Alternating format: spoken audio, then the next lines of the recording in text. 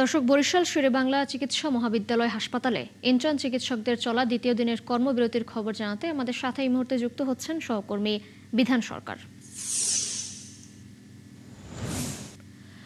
বিধান, কর্মবিরতিতে কি প্রভাব পড়েছে হাসপাতালে এবং এই যে কর্মবিরতি এটা কখন নাগাদ তারা শেষ করতে পারেন বলে কোনো তথ্য পেয়েছেন কিনা আপনি জানাবেন।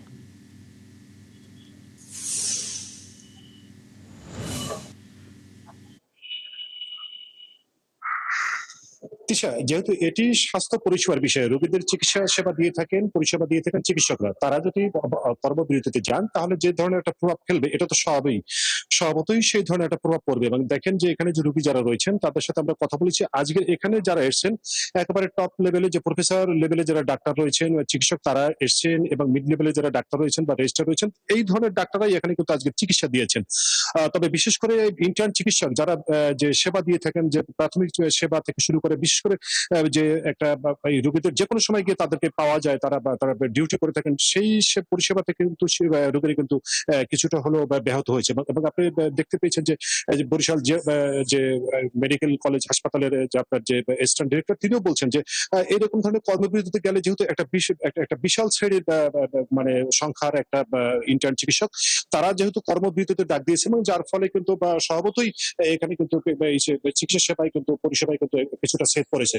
তবে ইন্টার্ন চিকিৎসকদের সাথে আমরা কথা বলে জানতে পেরেছি, তারা বলছেন যে তাদের যে ৬ দফা দাবি এটি না আদায় হওয়া পর্যন্ত তাদের এই কর্মবিরতি অব্যাহত থাকবে এবং তারা চালিয়ে যাবে, যেহেতু এটা কেন্দ্রীয় প্রোগ্রাম তাদের। এবং তারা বলছেন যে তাদের যে চিকিৎসা, তাদের যে আপনার ইন্টার্ন চিকিৎসকদের ন্যূনতম ৩০,০০০ টাকার মজুরি দিতে হবে, বেতন কাঠামো দিতে হবে, এবং অন্যান্য যে নিয়োগের ক্ষেত্রে যেসব বিষয়গুলো রয়েছে, এবং তাদের পরীক্ষার ফি ১,০০০ টাকা দিতে হবে, এমনি ধরনের ৬টি যে বিষয়, নিরাপত্তা তাদের দিতে হবে, কর্মক্ষেত্রে আইন পাশ করতে হবে, এইসব বিষয়গুলির তাদের যে আন্দোলন, সেই আন্দোলন বরিশালে অব্যাহত রয়েছে। এবং তাদেরকে আমরা দেখেছি যে ইন্টার্ন চিকিৎসকরা কিন্তু গেল দিন থেকেই তারা চিকিৎসা বা এখানে পরিষেবায় যোগ দিচ্ছেন না, এবং আজকের কিন্তু দ্বিতীয় দিন।